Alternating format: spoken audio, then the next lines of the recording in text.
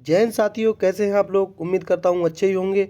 आज आपको पढ़ाऊंगा भारतीय संविधान। भारतीय संविधान का ये भाग 2 है। भाग 1 पहले ही अपलोड हो चुका है।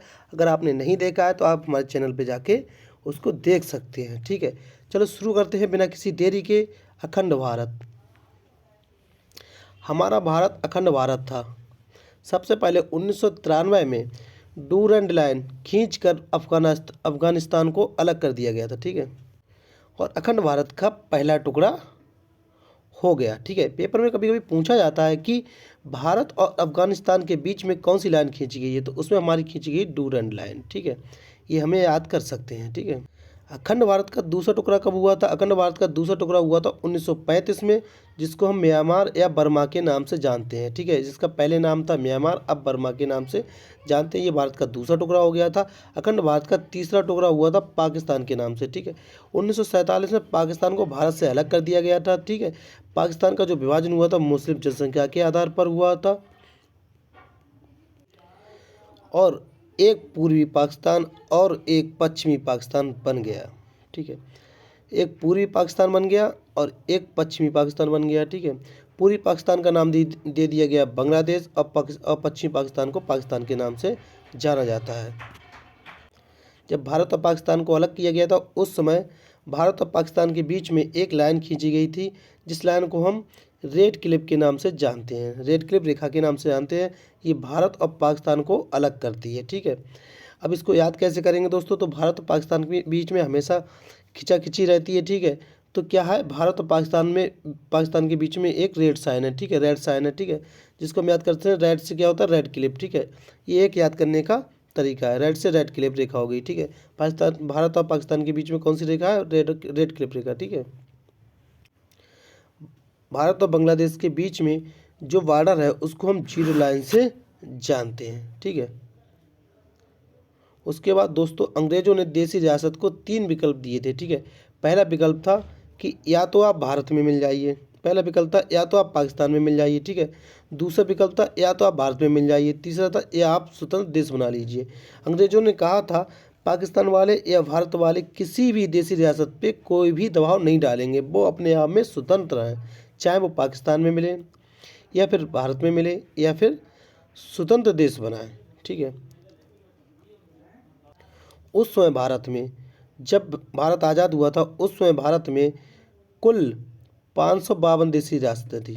उस समय 500 देशी रियासतें थी। ठीक है, तो 552 देशी रियासतों को मिलाकर एक फेडरेशन बनाना असंभव था। ठीक है, जिसको हम कहते हैं कि 552 देशी रियासतों से फेडरेशन बनाना असंभव था या बन नहीं सकती थी। ठीक है, इसलिए सरदार पटेल को जिम्मेदारी दी गई थी कि आप फेडरेशन ना बनाकर यूनियन बनाइए।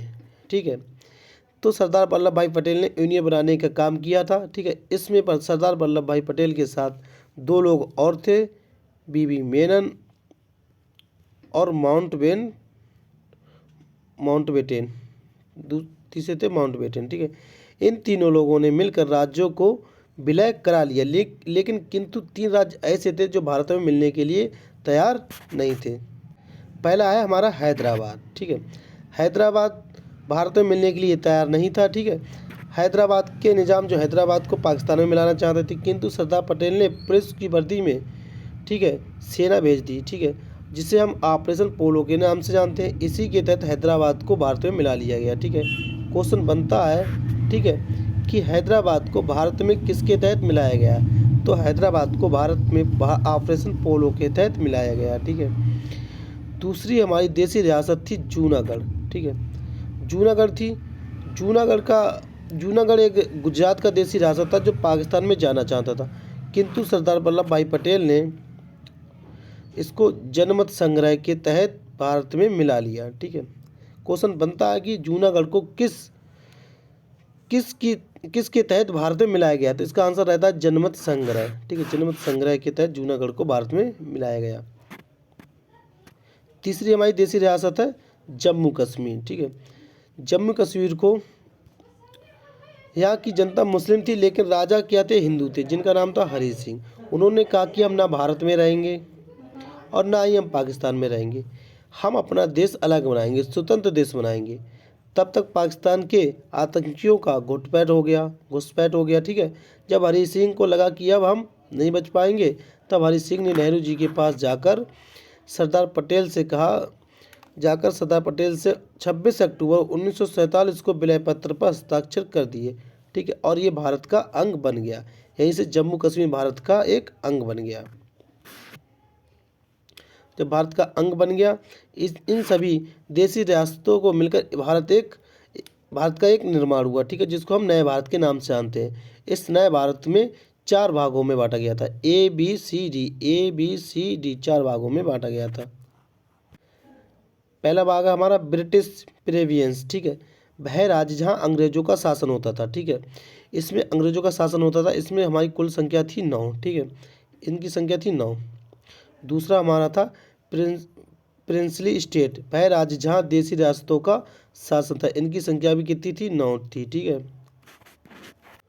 तीसरा हमारा था कमिश्नरी। ठीक है। वह बड़े शहर जहाँ अंग्रेजों का केवल उस शहर पर कब्जा किए थे। ठीक है। इनकी संख्या कितनी थी? 10 थी। ठीक है।